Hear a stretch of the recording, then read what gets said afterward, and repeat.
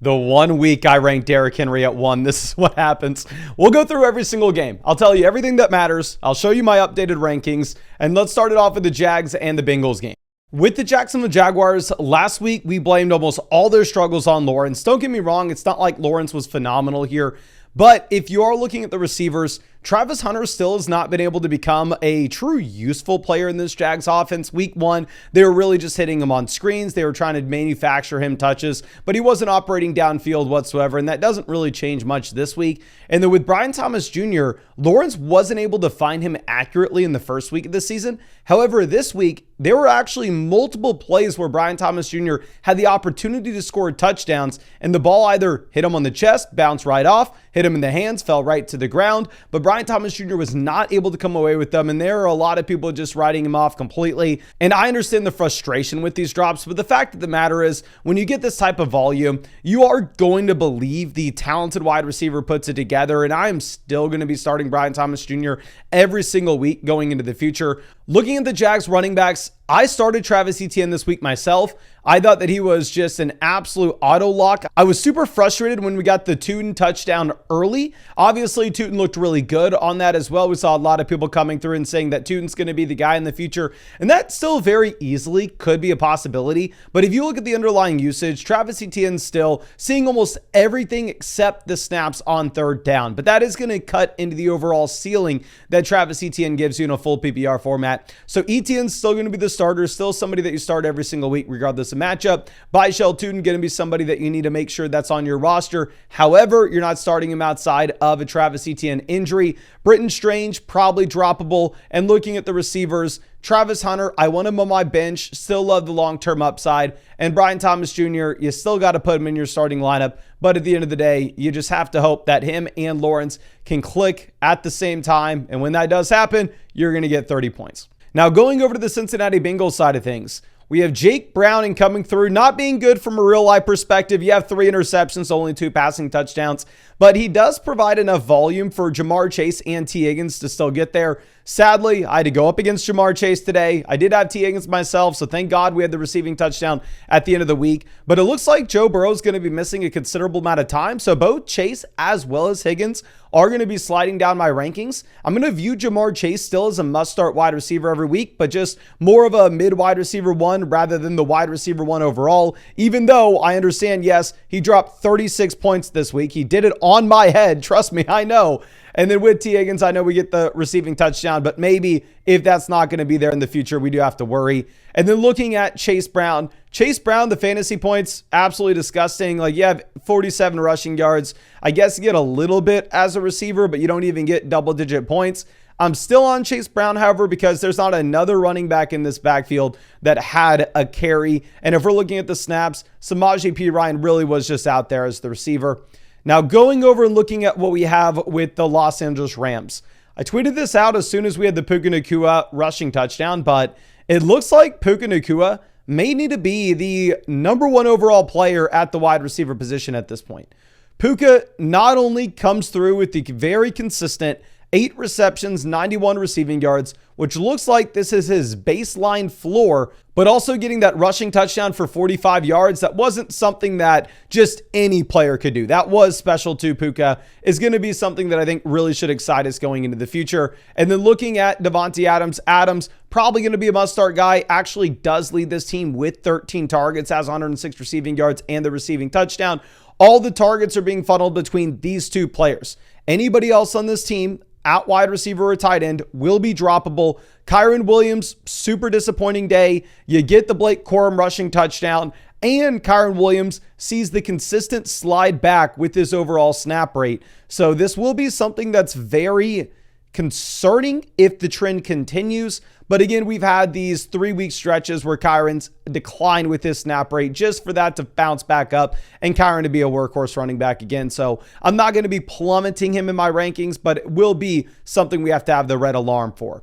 Now, going over to the Tennessee Titans offense, I actually went through, not only called Tony Pollard a must-start running back this week, but I even put my money where my mouth was, and I traded Ja'Cory Krosky-Merritt for Tony Pollard in the Flock League before the Austin Eckler injury.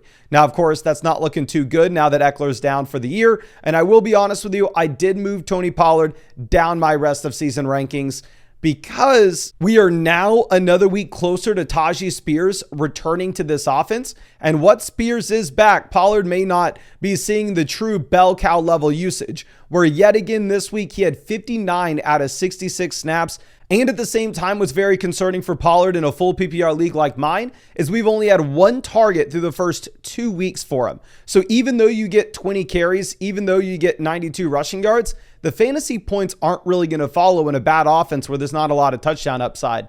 Then going over and looking at the receivers, Calvin Ridley doesn't dominate the target share. You have 33 pass attempts and Calvin Ridley only logs 6 targets. You have Alec Ayomanor coming through not only with an incredible receiving touchdown, but also another highlight grab on the sideline. And his second NFL game ever, he ties Calvin Ridley for the lead with targets in this offense. He is going to be somebody that we really focus in on our waiver wire video this week. Calvin Ridley is going to slide back our rankings a bit. I still think Ridley is the wide receiver one here for the long term. I need to see a larger sample before we change our minds on that, but definitely not something that we can say with 100% confidence. Now, going over to the Cleveland Browns-Baltimore Ravens game. Going into this, we actually had the Browns projected out to be the worst offense in the NFL this week, and the Baltimore Ravens to score the most points in the NFL this week, with the largest spread on this game as opposed to any other game in the league. Now, for that reason, I ranked Derrick Henry as our running back 1 overall. If you were going over and looking at Underdog, you actually had Derrick Henry with like 2-to-1 odds that he was going to score a touchdown. Like they were pricing it as if he was 100% scoring that TD. And nope, Derrick Henry comes through, and Derrick Henry has 11 carries for 23 rushing yards and nothing as a receiver. Now, y'all know nobody loves Derrick Henry as much as I do. I've loved him for years and years and years now. I have never been concerned with the age. I've never been concerned with the lack of receiving. So I will reiterate that Derrick Henry is still a running back 1 going into the future. One bad game does not change that. Am I going to have him as my running back 1 overall in the rankings next week? Probably not, because honestly, the matchup may not be as good. Looking at Zay Flowers, 11 targets out of 28 pass attempts for Lamar Jackson. So Flowers looks like he's turning into an every week starter. And then obviously Lamar is still going to continue to be just an absolute must-start quarterback every single week. Even though you only have 13 rushing yards, you have 4 passing touchdowns. Lamar's really smart in this way, where if it's a game like the Buffalo Bills where it's going to be close and it's very important, Lamar's going to go out there and run. But if it's a game against the Cleveland Browns, hell, he's not going to want to take the hits. Now, going to the Browns side of things, we called Dylan Sampson like an obvious avoid/sell high candidate last week. It's crazy for me to see that people were really hyping up Dylan Sampson as a committee running back in the worst offense in the NFL. And just like we were talking about, it looks like Quinshon Judkins is the starting RB. Now, of course, you only have a total of 19 snaps his first NFL game ever. Jerome Ford technically takes the majority of the work. But with those 19 snaps, he has 61 rushing yards, 10 carries, looks like the most talented running back that Cleveland's had since prime Nick Chubb. And I think that Judkins is the running back you want in this backfield going into the future. Not a super exciting play because the offense is really bad, but if you had to bet on somebody here, it would be Judkins. And then going over and looking at the pass catchers, we don't want to start any of them this week because, again, the Browns projected to be the worst offense in the NFL. Judy did have 8 targets, which is somewhat exciting. I will say that the Harold Fannin usage continues to be very compelling. This is the second game in which he's been at the top of the Browns with total receptions and receiving yards, 5 receptions, 48 receiving yards. And if you look at the snap data from PFF, you'll actually see that you do have Fannin kind of operating a little more as a slot wide receiver than just a traditional tight end. Now, as we go over to Buffalo, I'm going to take a detour to Begging City, where I'm going to beg you to go down there and drop a like on this video and to subscribe to the channel. I'm going to be continuously live streaming, answering all your fantasy football questions every single day until Christmas, and we're going to be putting out these recaps for every single game for you. I never thought it'd be a possibility, but it actually looks like we may hit 300,000 subscribers on this channel, so I would really appreciate it if you took the time to drop a like and subscribe. Now, going over to Buffalo, I started Josh Allen. Josh Allen's my quarterback for my fantasy team. Obviously, I'm not going to clown on Allen, buddy, you won me my week 1 matchup. You're allowed to take a week off. Especially the fact that the dude breaks his nose in the middle of the game. They pop it right back in place. They smack him on the butt and tell him to get back out there. A true warrior, and something that I would never be able to dream of doing. With Josh Allen, if it wasn't for the rushing, it would have been the worst fantasy day ever imaginable. But again, this is going to be the risk. You have the Buffalo Bills as one of the best football teams in the entire NFL. And this is a team that wants to run the ball as much as they possibly can. And when they're going up against the Baltimore Ravens, Josh Allen's going to have to drop back a lot. But when you're going up against the Jets, when you're going up against the Dolphins, the expectations will be, hell, you get 43 rush attempts for the Buffalo Bills in comparison to 27 pass attempts. So that's why the pass catchers in Buffalo weren't super exciting. I understand you can look at the Keon Coleman snaps. You can look at all the Bills wide receiver usage, and they are just going to be very risky because you're not going to get the consistent dropbacks from Allen in these games that are blowouts, and they just use such a large rotation of wide receivers. Now, going over to the Jets, we talked about Justin Fields. We talked about Garrett Wilson being sell-high candidates for the simple reason, while yes, they looked phenomenal in week 1, we are able to take one step backwards and go, what has Justin Fields been through his entire NFL career? What have the New York Jets been over the past 10 seasons? Oh yeah, that's 2 just absolute train wrecks. And just because they're together doesn't mean they cancel out and all of a sudden everything's fixed. They had a solid week 1, but nope, the wheels really fall off here. And with that in mind, if we're ranking these guys going into the future, again, I think Garrett Wilson, probably like a low-end wide receiver 2, flex consideration. Looking at what we have with Breece Hall, the running back usage is still like encouraging. He plays 30 snaps in comparison to Isaiah Davis at 10, in comparison to Braylon Allen at 9. And you do have Isaiah Davis actually getting involved as a receiver, which is going to be scary. I think you're probably still starting Breece. You're probably still starting Wilson. You just have to understand that the Jets are a very bad offense, so the floor is going to be incredibly low. Now, going over the New England Patriots, it's ugly. I'm not going to lie to you. Trevion Henderson is looking like he may be the most overdrafted player in fantasy at this point. And I really liked Trevion Henderson. I thought Henderson in round 5 was not only an okay pick, I thought it was a great pick. He comes out 3 carries, 10 rushing yards. And honestly, I understand he gets there with 30 receiving yards, but he only has 2 targets. So you get a total of 5 opportunities. So it's extremely ugly. If we compare him to the other rookie running backs, like obviously we're going to have Ashton Jeanty and Amari Hampton going tomorrow night. The current projections on Underdog Fantasy have Ashton Jeanty higher, lower, 89.5 total yards. They have Amari Hampton higher, lower, 68.5 total yards. And I will say, I kind of need a bad Amari Hampton fantasy day for me to win my fantasy matchup this week. So I'm hoping he hits the lower. But of course, if you wanted to check out any of those pick'ems over on Underdog Fantasy, I always leave the link in the description and comment section. Underdog is available in almost every single state. And if you use code FLOCK when you sign up to Underdog Fantasy, after you play your first $5, you're going to get $50 added into your account.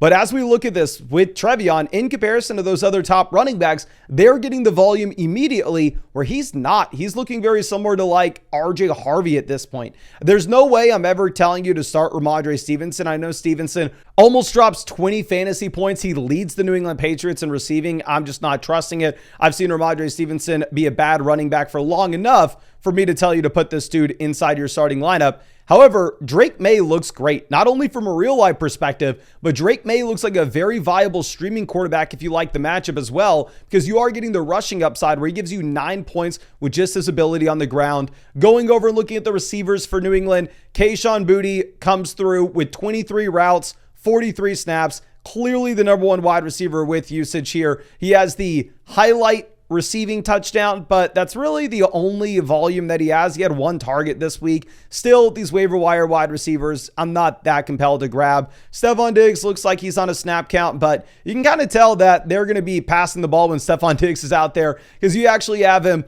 playing about 12 fewer snaps than Boutte, but only running 5 fewer routes. Diggs would still be my wide receiver 1 here in the long term, but I'm not compelled to start him anytime soon. He's actually on my bench right now.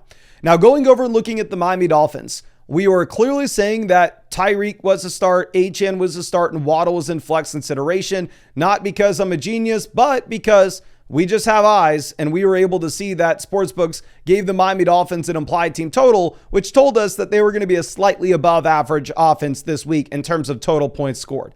Now, does that mean the Dolphins are a good football team? Hell to the no. Tua still looks bad. But with that being said, at the very minimum, you are getting every single touch going over to Achane out of this backfield. Specifically as a receiver, Achane gives you 10 targets, 92 receiving yards, 8 receptions, and a receiving touchdown. He would have been a top 10 wide receiver on the day in fantasy if he did nothing at all as a rusher.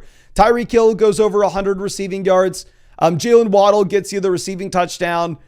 Do I think that we should be super excited about this Dolphins offense going into the future? Probably not. I think this more goes to show exactly how bad this New England Patriots secondary is, where they really struggled as well against the Geno Smith Raiders last week.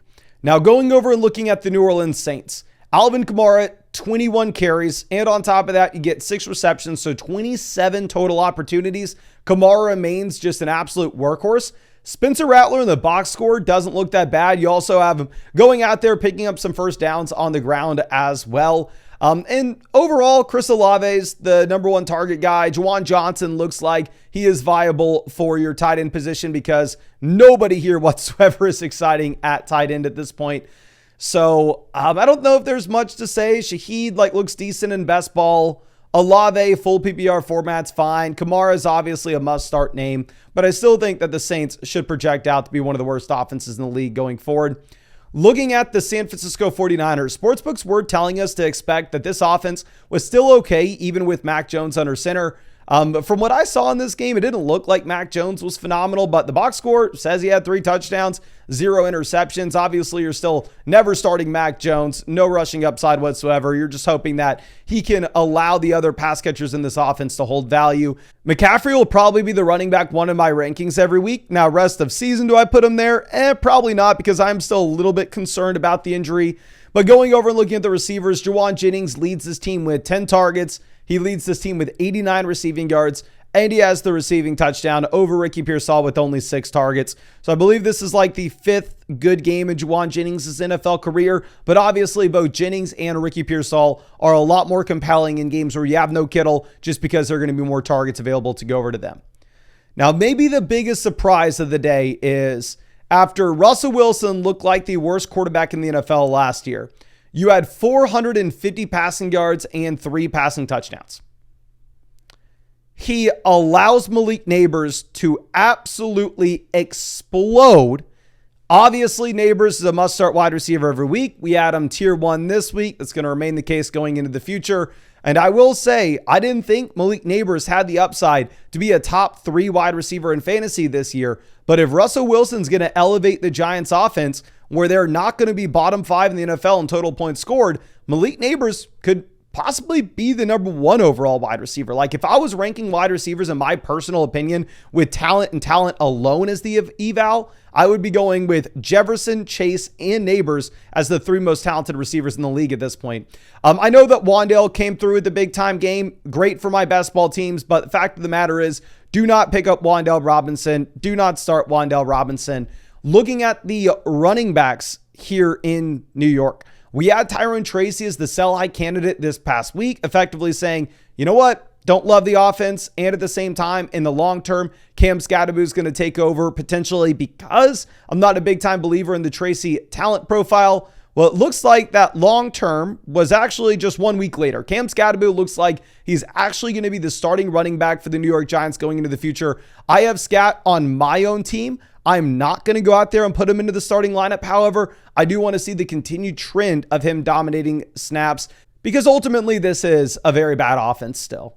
Now, going over and looking at the Dallas Cowboys, Dak Prescott, 52 pass attempts. So obviously when that happens, all these pass catchers are going to do great. CeeDee Lamb, 11 targets. Jake Ferguson, 12 targets. George Pickens comes through in a big time way with the receiving touchdown. And then obviously get the pass interference calls, which really help the Cowboys, but don't really help you if you have George Pickens in fantasy. And then the number 1 story, I think, even though the fantasy points weren't as good as what you had with some of the receivers, will actually be centered around what we have with Javonte Williams. Javonte Williams at this point is very clearly the workhorse back for Dallas. He has 18 carries. He also has 7 targets as well. So you get 25 opportunities. And now this is back-to-back weeks where we've been able to see clearly that Javonte is a running back that you're putting in your starting lineup anytime the Dallas Cowboys are going to be favored, or honestly, anytime the Cowboys project just to be an average offense or better. Now, going over and looking at the Pittsburgh Steelers. Rest in peace, anybody who drafted Caleb Johnson. I had been seeing a lot of people when I evaluate your fantasy football teams in the live stream every night have Caleb Johnson on their waiver wire. And I've been saying, you know what? I'd probably want to go through. I probably want to pick up Caleb Johnson. I think he can expand his role as time goes on. He's definitely worth the roster. I don't know if I can say that at this point. Caleb Johnson may never see the football field again after him allowing the Seattle Seahawks to get a free touchdown on the kick return. So it may be Jaylen Warren's season. I wasn't a big Jaylen Warren guy. I was very concerned the fact that freaking Kenneth Gainwell had as much involvement as Jaylen Warren this past week. And you had Kenneth Gainwell with more 2-minute drill snaps and third down snaps. But now you actually have Jaylen Warren flipping that, where Jaylen Warren does see the majority of the work in this backfield. And then I started DK Metcalf. I thought we were going to get a nice little revenge game. I was really excited about it, but I don't know what I can say about this at this point. You get 6 targets out of a total of 35 pass attempts. If it wasn't for the little tiny receiving touchdown that DK Metcalf had as a jump ball, I would be sitting here crying myself to sleep tonight. So Metcalf looks like just a borderline flex play, and then nobody else is interesting at all in this offense outside of Jaylen Warren and DK. And now, going to the Seattle side of things, maybe we spoke a little too early. I was ready to just completely cut bait and say Cooper Kupp is total dust. Kupp's never going to be anything at all. Kupp does come through. He has 9 targets in comparison to Jackson Smith and Jigba at 10. I know Torrey Horton has the receiving touchdown. Don't go pick up Torrey Horton off the waiver wire. The volume's still very much clearly going to these top 2 players. And then looking at what we have with the running backs, what's actually very interesting regarding what we have with Kenneth Walker versus Charbonnet is you will see all the fantasy points go to Kenneth Walker. All the rushing production go to Kenneth Walker. Everything go to Kenneth Walker in terms of actual things that matter, but the snaps, Zach Charbonnet still played more. Zach Charbonnet was still on the field more, especially at the beginning of the game. So what it looks like is this team was trying to make Zach Charbonnet happen. Kenneth Walker's just straight up outplayed him. And Kenneth Walker should be a running back that you can start going into the future, because I'd be very surprised if they continue to give Charbonnet more looks and more snaps in this offense at this point. Now, going over to the Detroit Lions, we had JMO as that buy low candidate, just with the expectations of this being a big Lions bounce back spot. The reason being is just looking at sportsbook projections against the Packers. They projected the Lions to be a below average offense. This week, they projected the Lions to be a top 3 offense in total points scored. So it's very easy to say, oh, okay, well, maybe the Green Bay Packers just have the best defense in the NFL. Turns out that's true. Jared Goff, 5 passing touchdowns, 334 passing yards. Jahmyr Gibbs gets you the rushing touchdown at the very beginning of the game. I thought after that, Jahmyr Gibbs was going to come through and drop 40 fantasy points. I feel like if you went up against Jahmyr Gibbs today, you honestly kind of got lucky for him to just score about 20. David Montgomery gets a rushing touchdown as well. Overall, when we're looking at this, I would just say that if you have Gibbs, you start him. David Montgomery, while it's exciting to get the rushing touchdown if you have like a best ball team, I'm not going to really be able to project David Montgomery ever to go into our starting lineup. And then looking at the receivers, obviously Amon-Ra St. Brown must start wide receiver every single week. The 3 receiving touchdowns, 9 receptions, 115 receiving yards at the very top of fantasy. Jameson is going to be that boom bust flex play. Kind of got luckier with the receiving touchdown and the 100 yards. He only had 4 targets. And I understand that we're going to say, oh, we got lucky, blah, blah. I don't know. I mean, you have a total of 5 passing touchdowns and 334 passing yards for Goff. For you to have 4 targets, it feels a little lucky for you to get there. And then looking at what we have with the tight ends, I initially had Sam Laporta ranked as my tight end 3 because based on the week 1 usage, looked like he was following the continued trend that he had at the end of his second season, where he was turning back into an every week starter. But for Jared Goff to have 5 passing touchdowns, over 300 passing yards, and for Sam Laporta to drop 5.5 points and have Brock Wright score the touchdown, Sam Laporta is falling behind Tyler Warren in my rankings for sure. And then do not pick up Isaac Tesla. I know Isaac Tesla is making highlight grabs, but best case scenario, he's like the 5th, 6th option in this offense. Now, on the flip side of this, looking at Caleb Williams, I know everybody's clowning on Caleb. Everybody's saying that, oh, the Bears are absolute garbage. I do want to point out that before this was a complete and utter blowout, DeAndre Swift was just a true 3-down running back yet again. DeAndre Swift was getting absolutely everything here. So I think DeAndre Swift probably still going to be a must-start running back like we had him this past week. I mean, he scores 15 points in a full PPR format. That was a blowout. Then going over and looking at the receivers, Rome Odunze is officially the wide receiver 1 in Chicago. We are getting all the reports coming out of camp saying Rome's the guy, Rome's the guy, Rome's the guy. I ignored them. I was like, I don't know. It's too hard to look past what he did last season in comparison to DJ Moore. I'm going to rank DJ Moore ahead of Rome Odunze. That was flat out wrong. We should have listened to the reports coming out of camp. Back-to-back weeks where Rome out-targets DJ Moore. And in this game, you have 128 receiving yards, multiple receiving touchdowns, 7 receptions. Rome looks like a must-start wide receiver every week going into the future. On the flip side of that, DJ Moore looks like somebody that you'd rather avoid, and at the best-case scenario is kind of a flex play. And then looking at Colson Loveland, I really like him. I think he's a great player. I was really excited about drafting him.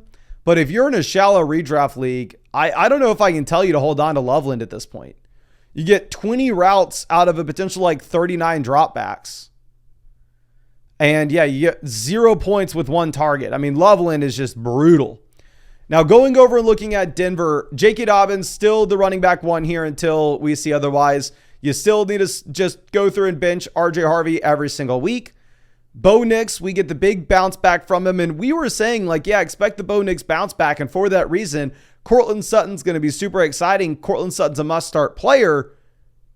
Looks like it's not true. I mean, Sutton got there last week in a game in which Bo Nix just completely fell flat. And now Courtland Sutton comes through with 1.6 fantasy points. Now, if you remember back last season, you did have that one game, I want to say it was a Thursday night performance, in which the Broncos just completely crushed the New Orleans Saints. Top of my head, I think that's the case because I think we started like Javonte Williams against Sal that Thursday night. But I believe that Sutton had like 0 fantasy points in that game. And then afterwards, Courtland Sutton turned into like a true wide receiver 1. So we've seen this before. Courtland Sutton go completely quiet in games and then just bounce back with no issues whatsoever. Obviously, I'm going to be talking about Troy Franklin in depth in the waiver wire later this week. So just make sure you're subscribed. Troy Franklin looks very exciting. Obviously, I'm going to be ranking him behind Courtland Sutton, but looks like somebody that is very appealing. Now, going over and taking a peek at the Indianapolis Colts. The Colts are legit. Daniel Jones over 300 passing yards, gets you the passing touchdown and the rushing touchdown as well. We talked last week about Jonathan Taylor being the true 3-down workhorse in the NFL and possibly being a top 5 running back in fantasy rest of the way. Jonathan Taylor, 165 rushing yards. Jonathan Taylor also 50 receiving yards and the receiving touchdown on top of this. Jonathan Taylor, tier S running back until we see otherwise. And then looking at the receivers, Tyler Warren leads the team, 79 receiving yards and 4 receptions. Tyler Warren is now my 3rd tied into my rankings rest of season, only behind Brock Bowers and Trey McBride. Michael Pittman Jr. falls flat. Josh Downs has target volume. I think based off the way that the targets are distributed here at wide receiver, you're going to get a bunch of like random usable weeks for these guys, but it's going to be difficult to predict anybody like Pittman or Downs to turn into an every week starter. Again, we are a little lower on Pittman this week, mainly because of the matchup here against Denver. Now, going over and looking at the Carolina Panthers Arizona Cardinals game. Super frustrating that this was like the game that I cared least about, but Red Zone was only showing this in the afternoon slate. You have 3 passing touchdowns, 328 passing yards for Bryce Young off of 55 pass attempts. I know the storylines. Oh, look at this big comeback that Bryce Young almost led against the Arizona Cardinals. Somebody watching this game, it was super frustrating. It was just like, oh, Panthers get stopped. Hey, throw the penalty flag so the game keeps going. Oh, Panthers get stopped. Throw a flag so the game keeps going. Oh, Panthers get stopped. Throw a flag so the game keeps going. Oh, surprise, surprise, Bryce Young scores. Then we get a kickoff, onside recovery. Bryce Young can't do anything. Like, I was not impressed with Bryce Young from this performance, even though it seems like everybody that I'm seeing on the TV is just slobbering all over Bryce Young at this point. Looking at the running back usage, Chuba Hubbard's still the 3-down running back here. Hubbard still remains an absolute must-start running back every single week based on the usage, even if we expect this to be a bad offense. T-Mac, Tetaroa, Tet, whatever you want to call him, does look to be a locked and loaded wide receiver too. Again, I'm not a fan at all about the quarterback play here. Not a fan of the offense whatsoever. But Tet still dominating in terms of just the market share numbers. 100 receiving yards out of 328 total passing yards. And then if we're looking at Hunter Renfrow, I know Renfrow gets the receiving touchdowns. Hunter Renfrow almost had another receiving touchdown. It's Hunter Renfrow. They cut him before the season. Do not rush out there to pick up Hunter Renfrow. Let somebody stupid in your league do it. If you're looking at Renfrow in best ball, maybe he gives you some of these random usable weeks. How are you ever going to know when to put this dude in your starting lineup? And by the time you finally do it, you're going to throw him in there. He's going to give you 3 fantasy points. Now, going over and looking at the Cardinals, y'all know I put a massive fade on James Conner this year in drafts. And we aggressively went after Trey Benson. So I am very excited to see the Trey Benson receiving usage. And I'm very excited to see the split where all of a sudden Trey Benson is playing a career high with his snap rate. If you look at this chart from PFF, you will see that Trey Benson almost plays 50% of the snaps in Arizona for the first time ever. And James Conner kind of gets lucky with the rushing touchdown. So I do think that Conner has to move down your rankings and Benson has to move up from this game. I'm still probably starting James Conner every week until we see otherwise. While at the same time, I think that you are looking at a player like Trey Benson more so just as a premium handcuff. Trey McBride still the number 1 target here quite easily. And then looking at Marvin Harrison, still a boom bust flex play. Now moving over to our next game. This is the one I was sweating because I was going up against Devonta Smith and Mahomes, and I had Saquon Barkley. So, of course, you can imagine me screaming at the TV when the Eagles get stopped on the 1 and we have to watch a freaking Jalen Hurts cheapo tush push. Super frustrating, but obviously it's not going to change my ranking of Saquon Barkley. That was kind of what we came to expect. Jalen Hurts is a top 4 quarterback in fantasy just because you can guarantee that he's going to get a rushing touchdown every week. And then going over and looking at the receivers, Devonta Smith, A.J. Brown dominate the market share numbers here as you would naturally expect in a game with no Dallas Goedert. They combined for a total of 80 receiving yards out of the 101 passing yards for Jalen Hurts. So you have 80% of this passing offense being funneled between just those 2 receivers. Now, I understand that everybody's sitting here and screaming and crying that, oh, the Philadelphia Eagles don't know how to play football because Jalen Hurts isn't giving A.J. Brown and Devonta Smith fantasy points. The reality of the situation is the Philadelphia Eagles, they're 2-0. You would assume that the Eagles just go, oh, if we can run the ball 34 times a game and only have to throw it 22, we'll just continue to do that, win football games. However, A.J. Brown's going to cry about this. A.J. Brown's eventually going to get targeted. And I think this could be an interesting buy low moment on the Philly wide receivers. Now, going over and looking at the Chiefs, Patrick Mahomes looks horrendous for the majority of the game. He misses Tyquan Thornton at the very end, and then he hits Tyquan Thornton at the very end right after that. So if it wasn't for that one big play, like Mahomes would have been significantly worse in this game. He looks viable in fantasy because at this point, with no pass catchers in KC, the only way that Mahomes can make anything happen is if he goes out there and he runs the ball. So you still probably start Mahomes with lowered expectations. I can tell you one thing, you're not starting Isaiah Pacheco. Isaiah Pacheco, not only does he not have the usage, but Isaiah Pacheco at this point, we can say is bad at the game of football. Like Isaiah Pacheco's we're going to look back, he's going to be one of these one-year wonders at running back that had no draft capital, that came out, had one good season, gets injured, and then never is relevant again. I'm not going to tell you to start Kareem Hunt because I don't think Kareem Hunt's that good. And again, this is a running back split backfield. And then looking at Hollywood Brown I thought was going to be an interesting start. He had 16 targets last week, but now that the Chiefs were able to actually game plan through the entire week with no Xavier Worthy, Hollywood only had a total of 8 fantasy points off of 5 targets. And there's a chance we get Worthy back this next week. And then looking at Travis Kelce could have had the receiving touchdown, but drops it, turns an interception. Kelce still gets 10 fantasy points. And because the tight end position is such a dumpster fire, you're still probably starting Travis Kelce. But I think he's probably going to be somebody that goes to your bench once you get Rashee Rice and Xavier Worthy back in. And then all of a sudden we actually have wide receivers being real options here. But I think that's all the games. Obviously, I'm going to be keeping y'all posted with the games on Monday and the game that just occurred on Sunday night. I'll be posting my official rest of season rankings at both running back and wide receiver tomorrow. So all I ask is, if you haven't already, go down there and subscribe to the channel. We are on our path to hitting 300,000 subscribers this year. It looks like we have a real shot at doing so, and I really appreciate y'all for all the support. And last but not least, if y'all wanted to go and take advantage of any of those underdog picks for tomorrow's games, I'm going to leave that link in the description and the comment section. If you use code FLOCK after you play your first $5, you're to get $50 added to your account. And that will be the number one way that you can support this channel. Underdog Fantasy is available in almost every state. But I appreciate you, and I really hope I get to see you out with that live stream on Monday.